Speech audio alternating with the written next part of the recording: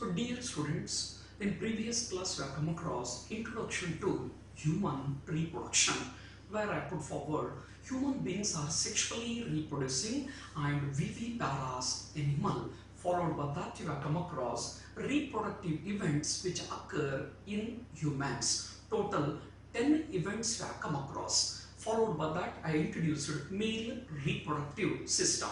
Male reproductive system is composed of a pair of testes. It is composed of a pair of testes, accessory ducts like rete testes, vasa efferentia, epididymis, vas deferens. Three glands which are associated with the male reproductive system are seminal vesicle, prostate gland and bulbo-urethral gland, and external genitalia. External genitalia. Previous class I covered testes, but today I will switch over directly to the accessory ducts. Last point which I come across in the previous class, testes is having 250 compartments. Each testis is having 250 compartments known as testicular lobules. Each testis is having 250 compartments known as testicular lobules. Each lobule is having 1 to 3 convoluted, convoluted seminiferous tubules.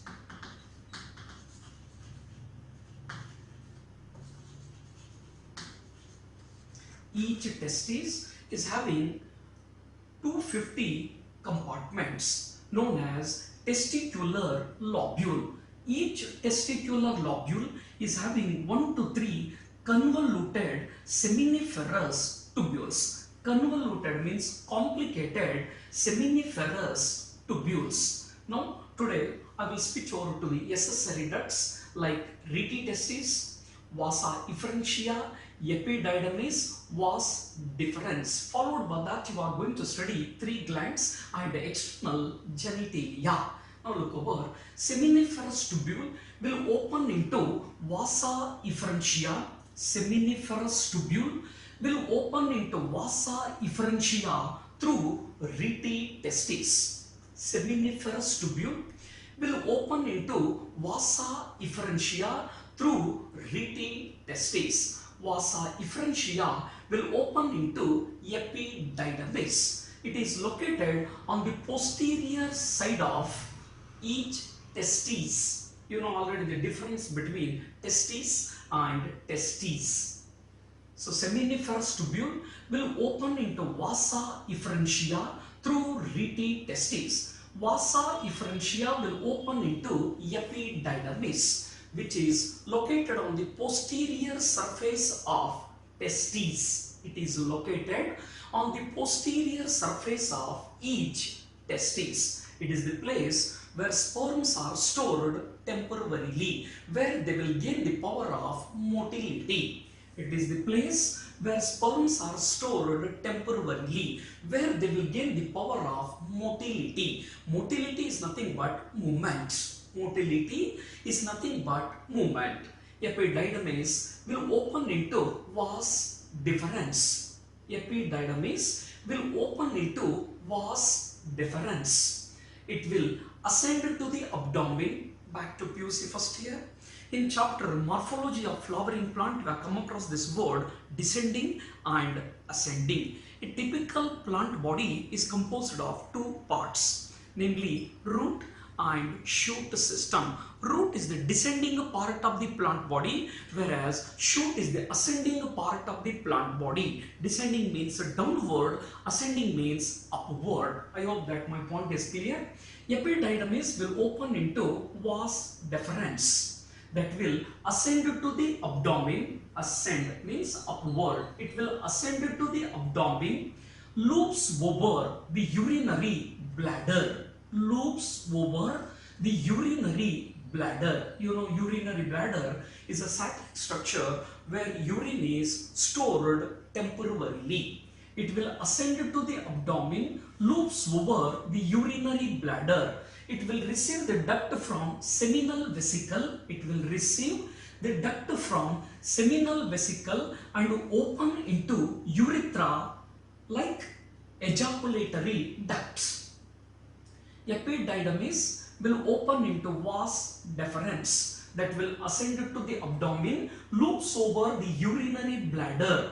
It will receive the duct from seminal vesicle and open into urethra as ejaculatory duct. Now question arises, what is this urethra? It is a tube-like structure that arises from the urinary bladder. Urethra arises from the urinary bladder. It will extend throughout the length of the penis and open outside by a small opening known as urethral meatus. Look over here, the point once again. Urethra will arises from the urinary bladder. It will arises from the urinary bladder and extends throughout the length of penis and open outside by a small opening known as urethral meatus. It will open exteriorly by a small opening known as urethral meatus. Now, next matter is related to external genitalia. External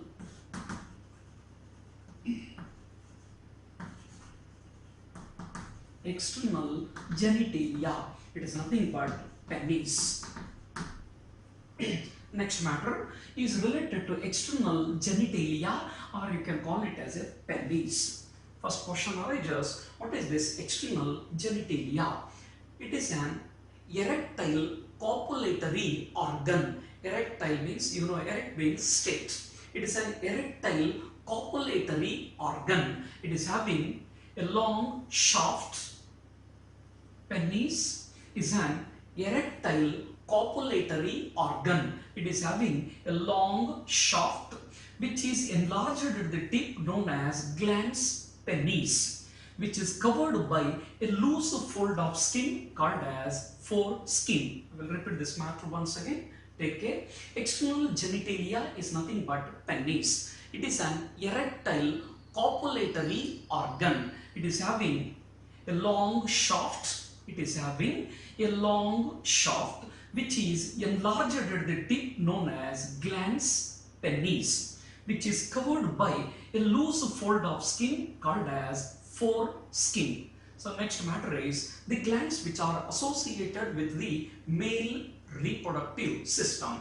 It includes seminal vesicles, a pair of seminal vesicles, prostate gland and Cowper's gland, or you can call it as a bulbo-urethral gland. So now look over the glands which are associated with the male reproductive system. The glands which are associated with the male reproductive system. It includes a pair of seminal vesicles, prostate gland and Cowper's gland, or you can call it as a bulbo-urethral gland. Now first look over a pair of seminal vesicles. Secretion of the seminal vesicle is rich in fructose. Secretion of the seminal vesicle is rich in fructose, citrate, proteins and prostaglandins. Look over here. The glands which are associated with the male reproductive system includes a pair of seminal vesicles, prostate gland and a bulbo-urethral gland, or you can call it as a Cowper's gland. Secretion of the seminal vesicle is rich in fructose, citrate, or you can call it as a citric enzyme, proteins and prostaglandins. Now question arises, what is the function of this fructose and prostaglandins? Fructose will supply the energy which is necessary for the movement of the sperms. Fructose will supply the energy which is necessary for the movement of the sperm, whereas prostaglandins will stimulate the contraction of the, it will stimulate the contraction of the female reproductive tract, and thereby it will help in the meeting of the sperm and ovum. Look over here. Fructose will supply the energy which is necessary for the movement of the sperm, whereas prostaglandins will stimulate the contraction of the female reproductive tract, and thereby it helps in the meeting of the sperm with that of the ovum. Secretion of the prostate gland. Secretion of the prostate gland is rich in citrates and bicarbonates. Secretion of this prostate gland is rich in citrate and bicarbonate ions. So overall function of this secretion of the prostate gland will nourishes the sperm and activates. Look over here. Secretion of the prostate gland is rich in citrate and bicarbonate ion. It will nourishes the sperm and also activates. It will nourish us and activate the sperms. Last gland is Cowper's gland. It is also called as bulbourethral gland. Cowper's gland or bulbourethral gland. Please remember even the alternate name also. Cowper's gland is also called as bulbourethral glands. Mucus secretion. Mucus secretion of this Cowper's gland will decreases or will reduces the acidic environment of the urethra. It will reduces the acidic environment of the urethra and female reproductive tract. Look over here. Mucus secretion of the Cowper's gland will decreases the acidic environment of the urethra as well as female reproductive tract. So this is function number 1. Next, one more function, it will lubricate penis. Mucus secretion of the Cowper's gland will neutralizes the acidic environment. It will neutralizes the acidic environment of the urethra as well as female reproductive tract. It helps in the lubrication of penis. It helps in the lubrication of penis. The space which is present outside, the space which is present outside the seminiferous tubule is called as interstitial space. The space which is present outside the seminiferous tubule is known as interstitial space. This interstitial space is composed of small blood vessels and interstitial cells, or you can call it as a Leydig cells. Leydig cells. This Leydig cells produces androgens, out of which the important one is testosterone. Look over here. The space which is present outside the seminiferous tubule is called as interstitial space. It is composed of small blood vessels and Leydig cells, or you can call it as interstitial cells. I hope that it is visible in the picture. The space which is present outside the seminiferous tubule is called as interstitial space. It is filled with, or it is composed of small blood vessels and interstitial cells. Interstitial cell is also called as Leydig cells. This Leydig cells produces male steroid hormone, or you can call it as a androgens. The important one is testosterone. The important one is testosterone. It is responsible for the development of secondary sexual character, secondary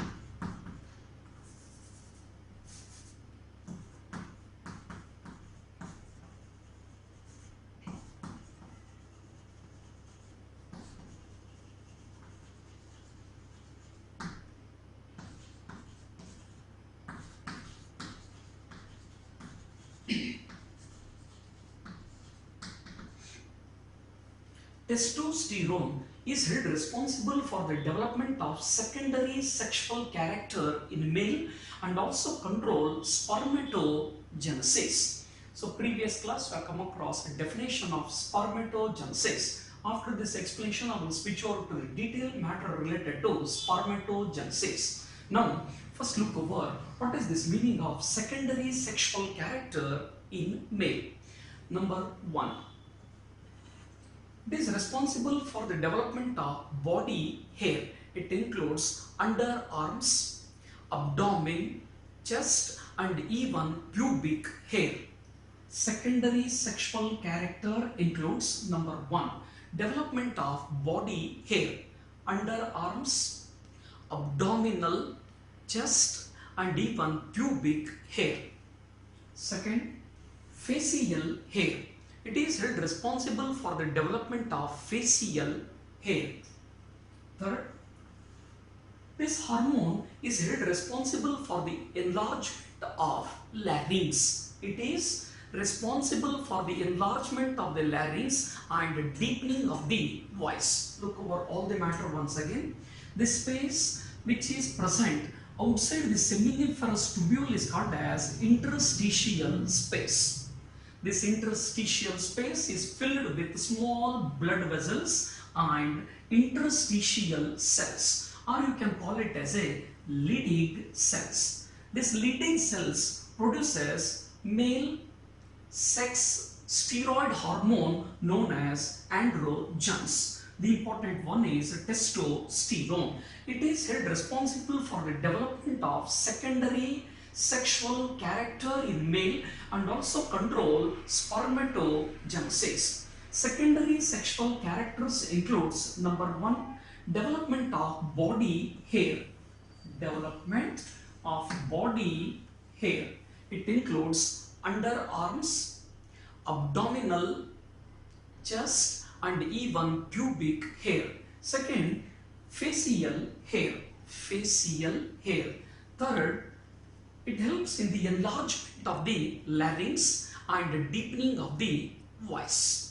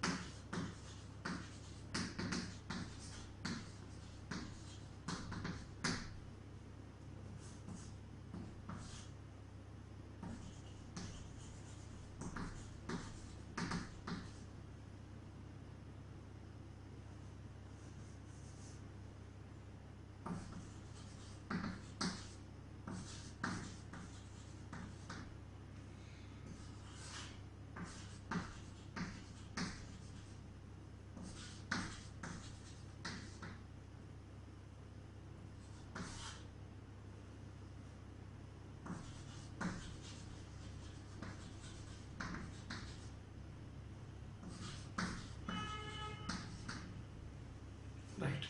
Now look over spermatogenesis. Already previous class I put forward 2 definitions related to spermatogenesis. One is the process of formation of sperm is called as spermatogenesis. The process of formation of sperm is called as spermatogenesis. Another definition also I covered, the process of formation of haploid sperms from diploid spermatogonia by meiosis in testes is called as spermatogenesis. The process of formation of sperms is called as spermatogenesis. Alternate name for this sperm is spermatozoa. Don't get confused with this word spermatozoa with that of the sperm, one and the same. Spermatozoa is also called as sperms. The process of formation of haploid sperms from diploid spermatogonia by meiosis in testes is called as spermatogenesis. It involves 2 important events. One is spermatidogenesis. It involves two important events, spermatogenesis and spermiogenesis. Spermatogenesis and spermiogenesis. Spermatogenesis involves three steps: multiplication phase, growth phase and maturation phase. Now look over first, spermatogenesis. The process of formation of spermatozoa from spermatogonia is called as spermatogenesis. The process of formation of sperms from spermatogonia is called as spermatogenesis. It involves three steps: multiplication phase, growth phase and maturation phase. Now look over first, multiplication phase. During multiplication phase, primordial germ cell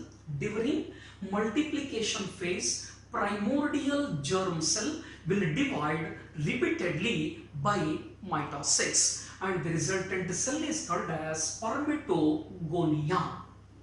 During multiplication phase, primordial germ cell will divide repeatedly by mitosis, and the resultant cell is called as spermatogonia. Now spermatogonia will enter into a second phase known as growth phase. Please remember, growth phase is not significant in case of spermatogenesis. Only little growth takes place. But now look over, during growth phase, spermatogonia will receive the nutrients from the nurse cells.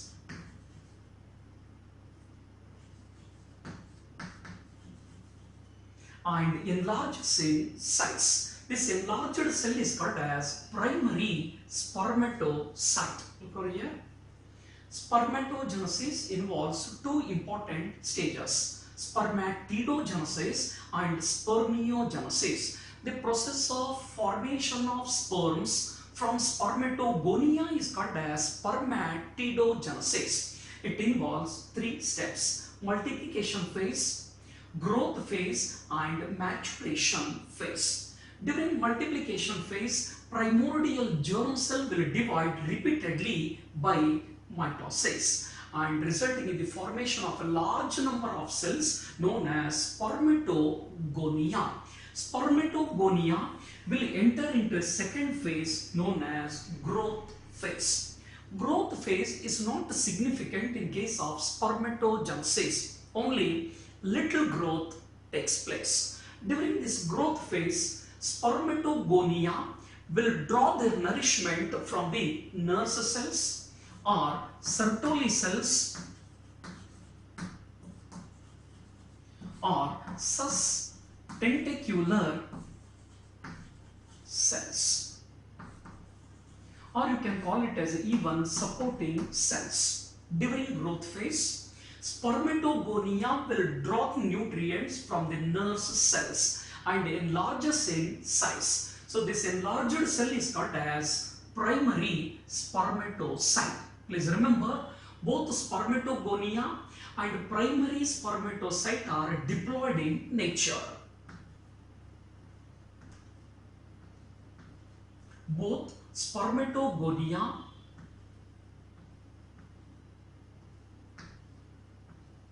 and primary spermatocyte are diploid in nature.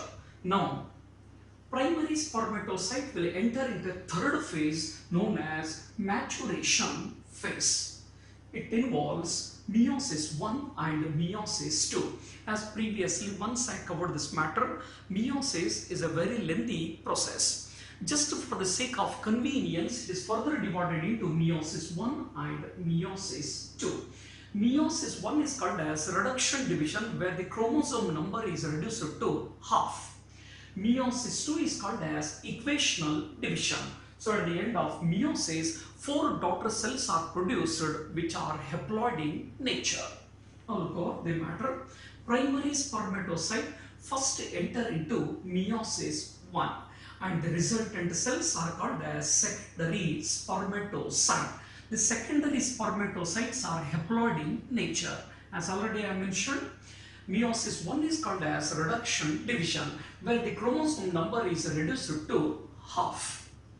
Now secondary spermatocyte will enter into meiosis 2, and the resulting cells are called as spermatids. So at the end of meiosis 2, 4 daughter cells are produced which are haploid in nature.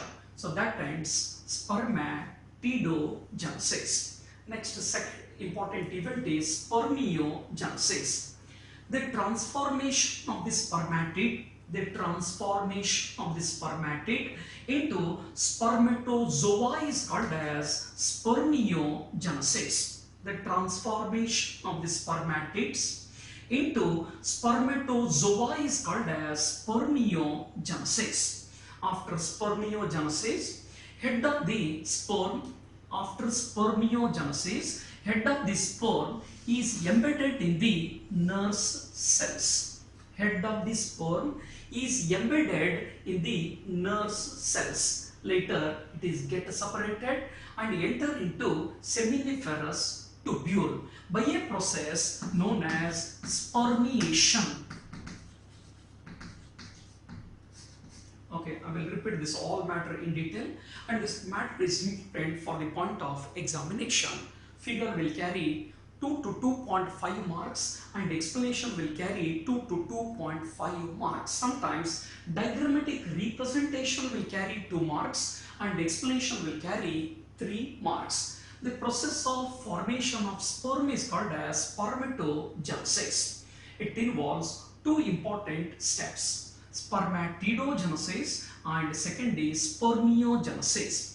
The process of formation of spermatids from spermatogonia is called as spermatidogenesis. It involves 3 steps: multiplication phase, growth phase and maturation phase. During multiplication phase, primordial germ cell will divide repeatedly by mitosis, resulting in the formation of a large number of cells known as spermatogonia. Spermatogonia will now enter into a second phase known as growth phase. Growth is not significant in case of spermatogenesis, only little growth takes place. During growth phase, spermatogonia will receive the nutrients or will draw the nutrients from the nurse cells or Sertoli cells or sus-tentacular cells or supporting cells and enlarges in size. This enlarged cell is called as primary spermatocyte. Enlarged cell is called as primary spermatocyte. So for seat exam, please remember spermatogonia is diploid in nature. Primary spermatocyte is also diploid in nature. Now primary spermatocyte will enter into third phase known as maturation phase. It involves meiosis 1 and meiosis 2. Primary spermatocyte first enter into meiosis 1. Resultant cell is called as secondary spermatocyte, which are haploid in nature. You know already meiosis 1 is called as reduction division, where the chromosome number is reduced to half. Secondary spermatocyte will now enter into meiosis 2 and the resultant cell are called as spermatids. So at the end of meiosis 2, 4 spermatids at the end of meiosis 2, 4 spermatids are produced from one spermatogonia. 4 spermatids are produced from one spermatogonia. Now another important event is spermiogenesis. The transformation or the metamorphosis of the spermatid into spermatozoa is called as spermiogenesis. The transformation of spermatids into spermatozoa is called as spermiogenesis. After spermiogenesis, head of the sperm is embedded in the nurse cell. Later it is get separated and released into the seminiferous tubule by a process known as spermiation. This matter may appear for 1 mark, so take care. After spermiogenesis, head of the sperm will remain embedded in the nurse cell. Later it is released into the seminiferous tubule by a process known as spermiation. Now look over the hormonal control of this spermatogenesis. So lastly, spermatogonia, primary spermatocytes are diploid in nature, whereas secondary spermatocyte, spermatids and even sperms are haploid in nature.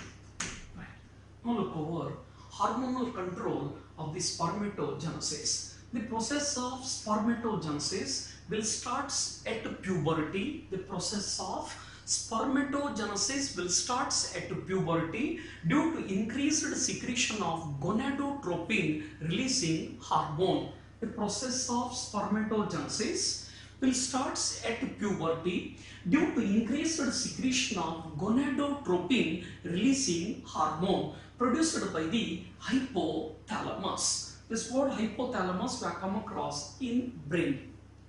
The process of spermatogenesis will start at puberty due to increased secretion of gonadotropin releasing hormone produced by the hypothalamus. Gonadotropin releasing hormone will activate the anterior lobe of the pituitary.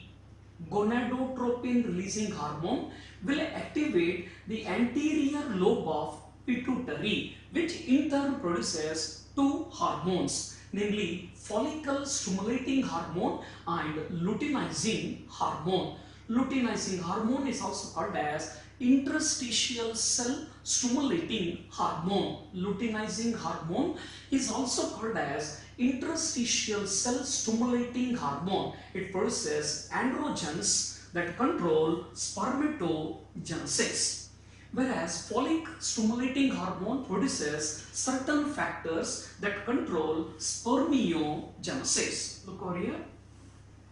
The process of spermatogenesis will start at puberty due to increased secretion of gonadotropin releasing hormone produced by the hypothalamus. It will activate the anterior lobe of the pituitary, or you can call it as a master gland, which in turn produces two hormones, luteinizing hormone or interstitial cell stimulating hormone. It produces androgens. Among them, important one is testosterone, which controls spermatogenesis as well as secondary sexual character in male. whereas follicle stimulating hormone produces factors that control spermiogenesis. Follicle stimulating hormone produces factors that control spermiogenesis. So now you have come across the entire process of spermatogenesis. Okay, followed by that, take care of this figure, and hereby I am requesting all of you have to take care of each and every figure of NCERT. So this is an enlarged view of seminiferous tubule where you can easily notice spermatogonia, Sertoli cells, primary spermatocyte, secondary spermatocyte, spermatid and spermatozoa. This is an enlarged figure of seminiferous tubule where you can easily notice spermatogonium, Sertoli cells, primary spermatocyte, secondary spermatocyte, spermatid and spermatozoa. As already I covered, seminiferous tubule is lined by germinal epithelium, which is composed of two kinds of cells, namely Sertoli cells or nurse cells or sus tentacular cells or supporting cell. Another one is spermatogonial cells. Spermatogonial cell will give rise to sperm, whereas nurse cell, as the name itself indicates, it will nourishes the developing spermatozoa. So please remember this point. You have to take care of each and every figure because the question may appear in the CET also. I will provide you how they are going to design this question. In the diagram of seminiferous tubule given below, certain parts have been indicated by alphabets. Choose the choice which gives the correct combination of the alphabets. Look here. In CET, the way of designing the question in the given diagram, right? Certain parts have been indicated by alphabets. Okay, certain parts have been indicated by alphabets. Choose the choice which gives the correct combination of the alphabets. Instead of this all names, they will provide you alphabets like A, B, C, D. Okay, followed by that you are going to get 4 options. So take care of each and every labelings. Followed by that you have to take the correct answer. Now next matter is structure of human sperm. Okay, next matter is structure of human sperm. This question may appear for 5 marks. When they will arise the question, describe the structure of human sperm, figure will carry 2 marks and explanation will carry 3 marks. Instead of that, sometimes they will arise the question, draw a neat labeled diagram of human sperm. Draw a neat labeled diagram of human sperm. At the time, only figure will carry full marks. Explanation is not required. According to the way of arising the question, you have to modify the matter. Okay? When they will arise the question, draw a neat labeled diagram of the human sperm. You have to draw only figure. Explanation is not required. First question arises, what is this sperm? It is an microscopic, sperm is an microscopic, motile, haploid, male gamete. Korea. When they will arise the question for 1 mark, what is sperm?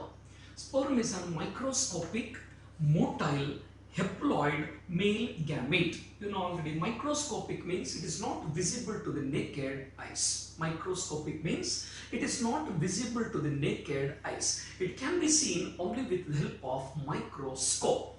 Motile means movable. Motile means movable. Haploid means it contains a single set of chromosome. Sperm is a microscopic, motile, haploid, male gamete. It is composed of 4 parts, namely head, neck, middle piece and tail. Head, neck, middle piece and tail.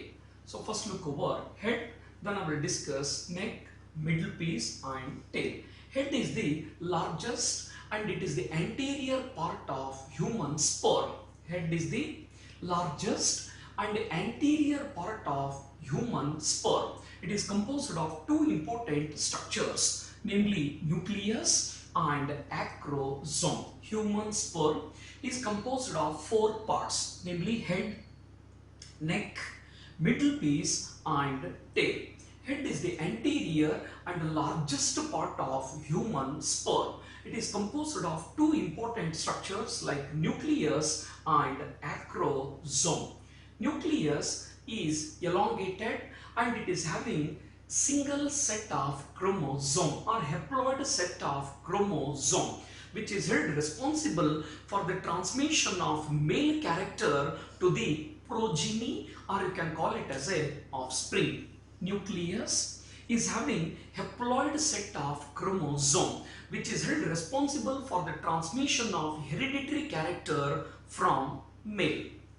Acrosome is a modified Golgi complex. Acrosome is a modified Golgi complex. It partially covers the nucleus, forming an acrosomal cap. Acrosome is a modified Golgi complex. It partially covers the nucleus, forming an acrosomal cap. Acrosome is having lytic enzyme that will help in the penetration of the sperm into the ovum. Acrosome is a modified Golgi complex. It partially covers the nucleus, forming an acrosomal cap.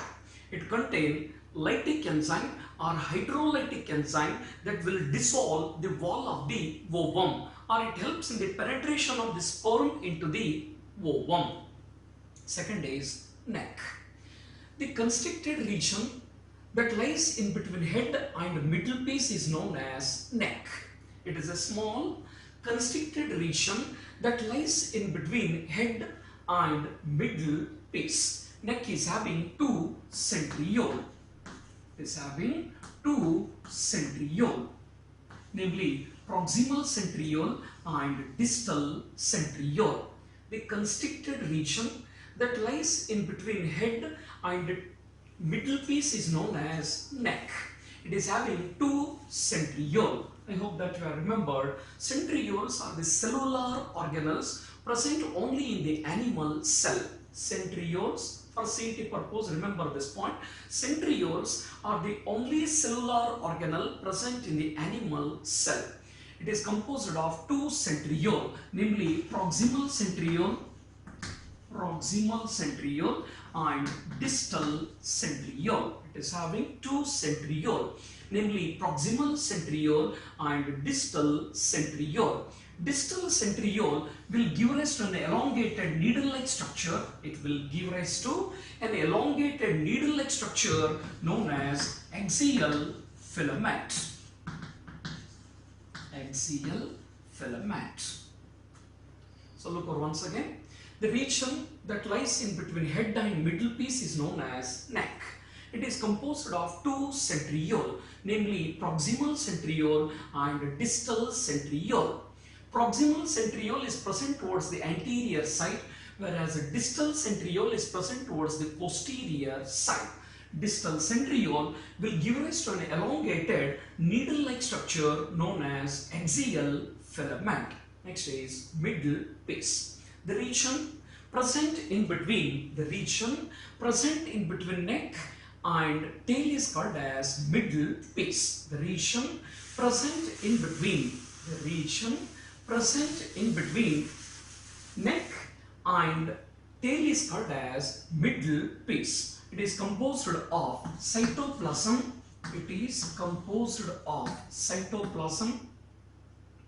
Axial filament. It is composed of cytoplasm, axial filament and numerous mitochondria. Okay. The region present in between neck and tail is called as middle piece. It is composed of cytoplasm, axial filament and numerous mitochondria. Back to PUC first year, chapter cell, the unit of life. Where if I come across this line, mitochondria is commonly called as powerhouses of the cell Mitochondria is commonly called as powerhouses of the cell because it is the place where ATPs are synthesized. It is the place where ATPs are synthesized and stored. So, middle piece or mitochondria will supply the energy which is necessary for the movement of the sperm. Mitochondria will supply the energy for the movement of the sperm. Last part is tail. It is the longest and posterior part of human sperm. Tail is the longest and the posterior part of the sperm. Okay, it helps in the swimming purpose or it helps in the movement of the sperm. So that ends the structure of human sperm. Please remember, this question may appear for 5 marks and take care of the explanation.